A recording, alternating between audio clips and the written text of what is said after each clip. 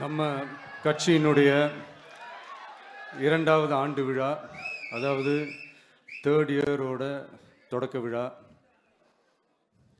இன்னைக்கு தமிழ்நாட்டில் ஒரு மிகப்பெரிய ஒரு கட்சியாக நம்ம வளர்ந்து இருக்கிறோம் அப்படின்னா அது உங்களால் தான். ப்ளஸ் நம்மளை நேசிக்கிற கோடிக்கணக்கான மக்களும் தான் அதுக்கு ஒரு மிக முக்கிய ஒரு காரணம். நீங்கள் தான் என்னுடைய ஒரு மிகப்பெரிய ஒரு பலம். உங்களை நம்பி தான் நானும் நம்ம கட்சியும் இருக்கிறோம். இதை நான் சொல்லி தான் உங்களுக்கு தெரியணும்னு அவசியம் இல்லை, இது உங்கள் எல்லாருக்குமே நல்லா தெரியும். அதனால் இன்றைக்கி உங்கள் எல்லாருக்கும், நம்ம கட்சியில் இருக்கிற தோழர்களுக்கும் தொண்டர்களுக்கும், இந்த கட்சியினுடைய ஒரு தலைமை தொண்டனான என்னுடைய வாழ்த்துக்களும் நன்றிகளும்.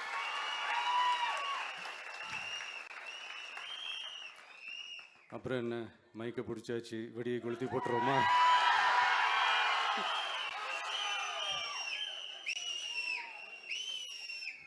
(1977) ஜூன் மாதம்னு நினைக்கிறேன், ஜூன் மாதத்தில் புரட்சி தலைவர் எம்ஜிஆர் அவர்கள் ரேடியோவில் ஒரு பேட்டி ஒன்று கொடுத்தாங்க. அதில் பேசும்போது சொன்னாங்க, பேரறிஞர் அண்ணா அவர்கள் இருந்த இடத்தில் இப்படிப்பட்டவர்களும் அமர்கின்ற ஒரு நிலைமை ஏற்பட்டுச்சேன்னு எண்ணி எண்ணி கண்ணீர் வடித்தேன். அன்னைக்கு அந்த கண்ணீரை துடைக்க ஆரம்பித்த இயக்கம் தான் அண்ணா திராவிட முன்னேற்ற கழகம்னு சொன்னார். அதே மாதிரி 2017க்கு அப்புறம் 2021க்கு அப்புறம் தமிழ்நாட்டுடைய நிலைமையை பற்றி யோசித்து பார்த்த நம்ம தமிழக மக்கள், காமராஜர் அவர்கள் இருந்த இடத்தில், அண்ணா அவர்கள் இருந்த இடத்தில், எம்ஜிஆர் அவர்கள் இருந்த இடத்தில் இப்படிப்பட்டவர்களும் அமர்கின்ற ஒரு நிலைமை ஏற்பட்டுச்சேன்னு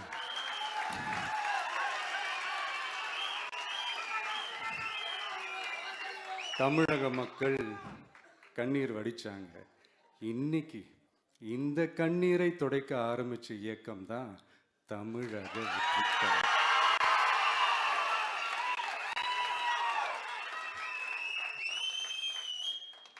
இப்படியெல்லாம் நம்ம பேசுறதுனால கண்டிப்பா சில பேர் கொந்தளிப்பாங்க.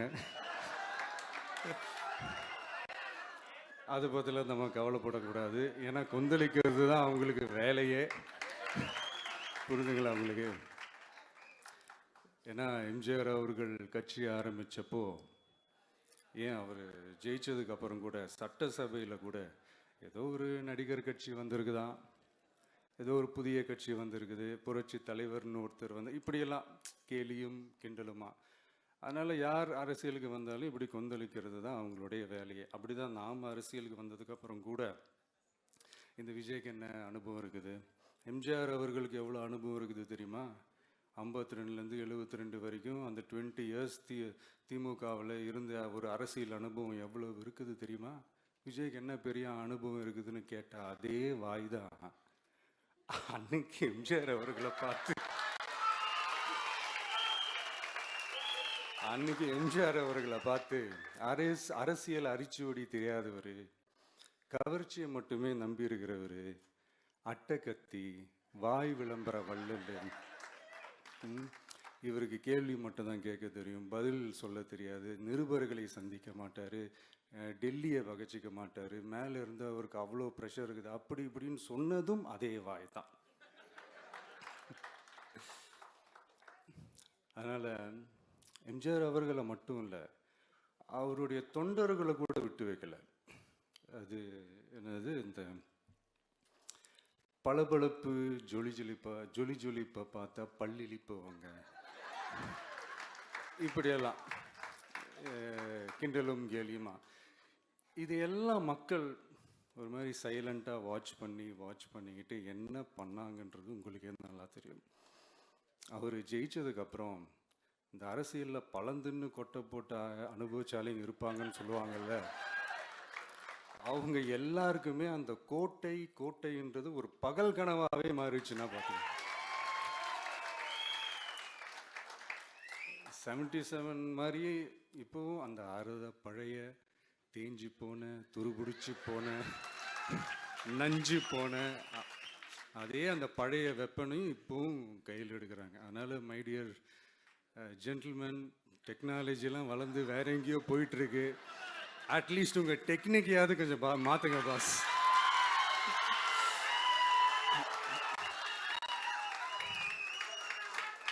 காமராஜர் அவர்களையும் விட்டு வைக்கல. அவருக்கு இலக்கியம்னா என்ன தெரியும்? அவர் மாபெரும் புலவர், அந்த புலவர் இந்த புலவர்னு அவரை பற்றியும் கிண்டலும் கேலியுமா. அதான் முன்னாடியே சொன்ன மாதிரி யார் எதிர்த்து நின்னாலும் அவங்கள கொந்தளிக்கிறது தான் அவங்களுடைய வேலையே. ஸோ இப்படி அவங்க பண்ணுற தப்பெல்லாம் நம்ம எடுத்து சொன்னால், அவங்க பண்ணுற அட்ராசிட்டியை பற்றி நம்ம எடுத்து சொன்னால், அவங்க பண்ணுற அந்த ஊழலை பற்றி தான் நம்ம எடுத்து சொன்னோம். முக்கியமாக நாம் அதை எடுத்து சொன்னால் 50 வருஷத்துக்கு முன்னாடி இருக்கிற அதே தகர டப்பாவை எடுத்து உருட்ட ஆரம்பிச்சிருவாங்க.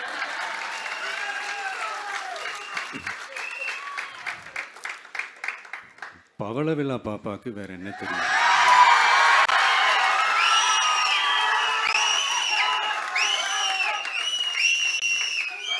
பழைய டப்பாவை உருட்டதானே தெரியும்.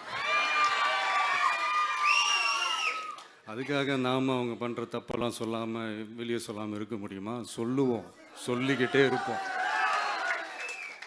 நம்மளை தவிர யார் அவங்கள ஏற்று நின்று கேள்வி கேட்கறது? யாருக்கு அந்த தில் இருக்குது?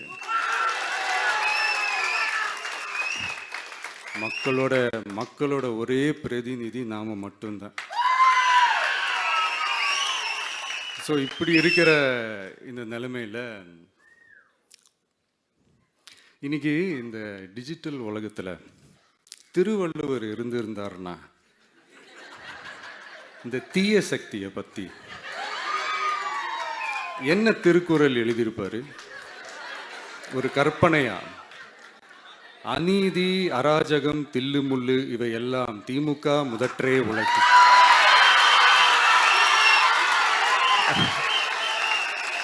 ஒரு கற்பனையா?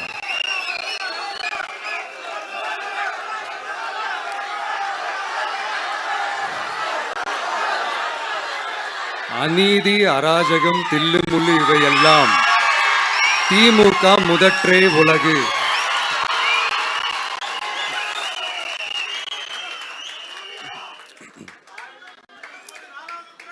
அடுத்து இந்த என்னப்பா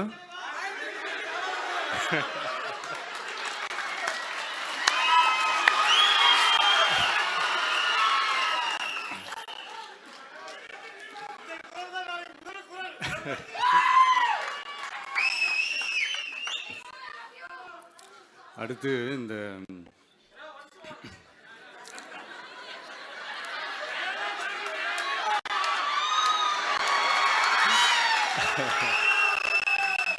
சொல்லிட்டேன், 2 வாட்டி சொல்லிட்டேன். அநீதி, அராஜகம், தில்லுமுள்ளு இவை எல்லாம் திமுக முதற்றே உலகு.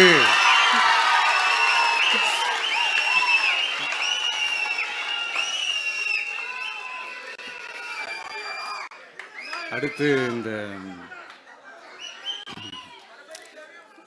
இந்த மும்முனை போட்டி, 4 முனை போட்டி அப்படிலாம் சொல்கிறாங்களே, சரி அவங்கள பொறுத்த வரைக்கும் அப்படியே இருக்கட்டும். அதில் மாபெரும் மக்கள் சக்தியாக நம்ம அணி ஒரு பக்கம், அடுத்து திமுக தலைமையில் மற்ற கூட்டணி கட்சிகள் ஒரு பக்கம், அடுத்து பாஜக தலைமையில் மற்றும் பலர்.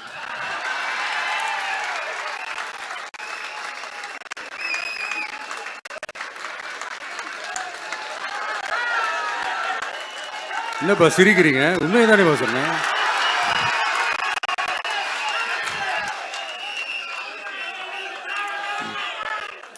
ஸோ இப்படி எத்தனை சக்திகள் எத்தனை பேர் வந்தாலும் திமுகவை வீழ்த்துறதுக்கு மாபெரும் மக்கள் சக்தியான நம்மளால் மட்டும்தான் முடியும்.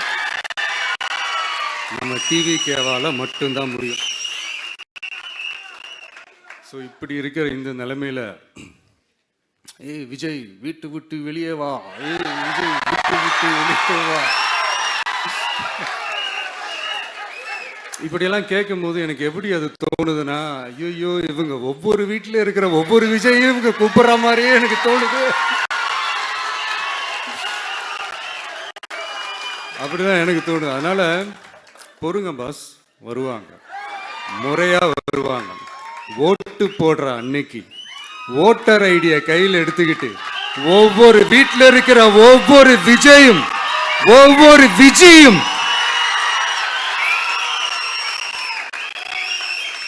பூத்து பூத்தா காலையிலே வந்து நிப்பாங்க பாருங்க. அன்னைக்கு தெரியும் பாருங்க, ஏண்டா இந்த விஜய கூப்பிட்டோம்.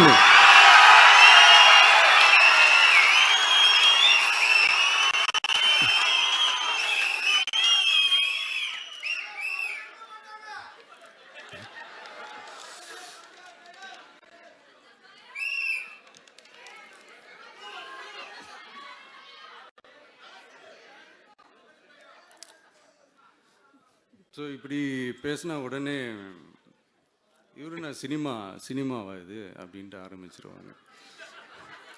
நான் சினிமா விட்டாலும் நீங்க சினிமா விட மாட்டேங்கிறீங்களேப்பா.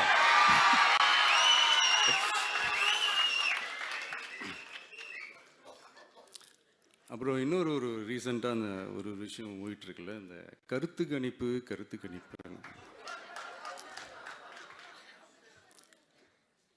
அதில் நிறைய பேர் உண்மையான கருத்து கணிப்புலாம் சொல்கிறாங்க. அதையும் நான் தப்பு சொல்லலை. சில பேர் கடுப்பில் விட்ட கணிப்பாகவும் இருக்குது, அதையும் நான் தப்பு சொல்லலை. இந்த கடுப்பில் விட்ட கணிப்பாளர்களுக்கு நான் சொல்லிக்கிறது என்னென்னா, ஒவ்வொரு ஊராக தெருவா வீடு வீடாக போய் நீங்கள் அந்த கருத்து கணிப்பு எடுத்து பாருங்கள். ஒவ்வொரு வீட்லேயும் டிவிக்கு இருக்கிறத நீங்கள் பார்ப்பீங்க.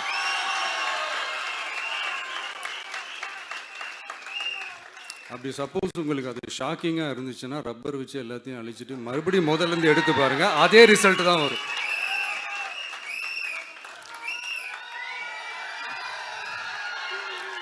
இது என்னப்பா லாஜிக்கு, அது எப்படி எல்லார் வீட்லேயும் டிவிக்கு இருக்கும் அப்படின்னு நீங்கள் கேட்டிங்கன்னா, ஒரு சின்ன சாம்பிளுக்கு ஒரு சின்ன டெஸ்ட் ஒன்று பண்ணி பாருங்களேன். நம்ம சிஎம் சார் இருக்காங்கல்ல, ஸ்டாலின் சார், ஒரு 2 இயர்ஸ் பேக் இருக்கும்னு நினைக்கிறேன். ஒரு மேடையில் பேசும்போது சொன்னாங்க, இந்த மாதிரி என்னோட கட்சிக்கு அவங்களுடைய கட்சிக்காரங்க சில பேர் பண்ணுற அட்ராசிட்டி, ஒரு சில மந்திரிகள் பண்ணுற சில அட்ராசிட்டிஸ்லாம் பார்த்து ராத்திரியில் எனக்கு தூக்கமே வரமாட்டேங்குது அப்படின்னு ஒரு 2 இயர்ஸ் பேக் இருக்கும்னு அது வீடியோ கூட இருக்குது. அப்படி இருக்கிற அவரு என்னைக்காவது ஒரு நாள் அசந்து தூங்குவார்ல, அப்ப அவர்கிட்ட போய், சார் சார்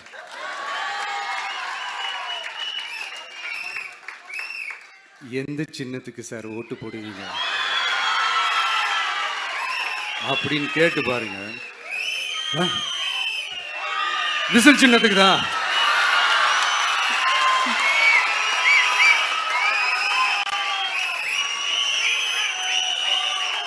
தூக்கத்துல இப்படி டப்புன்னு எழுப்பி கேட்டா டப்புன்னு உண்மையை போட்டு உடைச்சிருவாங்க. அதுக்கு சொன்ன அப்படி இருக்கிற இந்த நிலைமையில டிவிக்கே வந்து சிட்டியில தான் இருக்குது, டவுன்ல தான் இருக்குது, வில்லேஜ் சைட்லலாம் இல்லை அப்படின்னு சொல்றவங்களுக்கு இந்த மாதிரி சில டெஸ்ட் எல்லாம் பண்ணி பாருங்க, தெரியும்.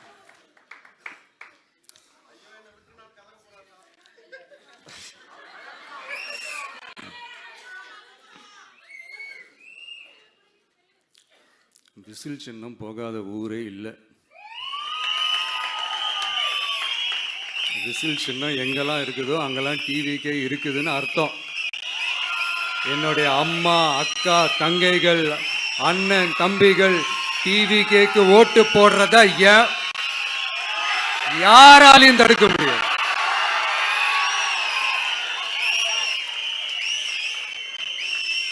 ரத்த சொந்தமா நம்மள நினைக்கிற நம்மளோட வகையராக்களை எந்த கட்சியாலையும் எவ்வளவு விலை கொடுத்தாலும் வாங்கவே முடியாது.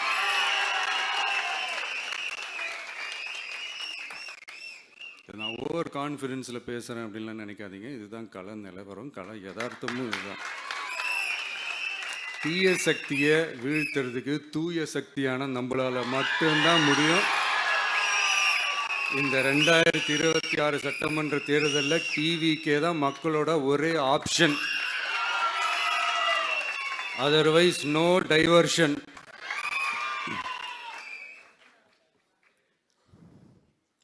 இந்த டப்பா இன்ஜின், ஓட்டை இன்ஜின், எவ்வளோ இன்ஜின் வந்தாலும் டாப் இன்ஜின் நம்ம டிவிக்கே தான்ன்றதை மக்கள் ஆல்ரெடி முடிவு பண்ணிட்டாங்க. அதனால் நம்மளுடைய தோழர்கள் அதை மனசில் நல்லா ஏற்றிக்கிட்டு இன்னும் ஷார்ப்பாக ஒர்க் பண்ணுங்க. நான் ஏற்கனவே சொன்ன மாதிரி ஒன்றியம், நகரம், பேரூர், பகுதி, கிளை எல்லா இடத்துலையும் அந்த பூத்தாக அந்த நம்மளுடைய வேட்பாளர்களுக்கு ஒற்றுமையாக இருந்து வேலை செய்யுங்க. நமக்கு மாபெரும் கூட்டணியான மாபெரும் மக்கள் சக்தியான குடும்பமாக நம்மளோட இருக்கிறாங்க. இன்னொன்று அன்றைக்கி நான் சொன்ன மாதிரி நம்மளுடைய விசில் சின்னத்துக்கு ஓட்டு போட வைக்கிறது மட்டும்தான் உங்களுடைய வேலை. மற்றதெல்லாம் மக்களோட சேர்ந்து நான் பார்த்துக்கிறேன்.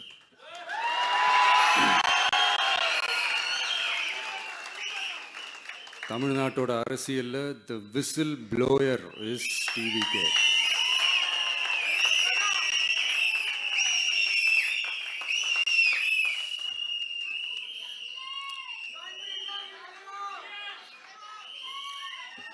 நம்ம மக்கள் இந்த விசில்ல ஊதுல இந்த தீய சக்தியும் இந்த ஊழல் சக்தியும் தெரிச்சு ஓடணும். எப்படி தெரிச்சு ஓடணும்? அன்னைக்கு சென்ட் ஜார்ஜ் கோட்டையில் டிவிக்கு ஆளும் கட்சியா எழும்.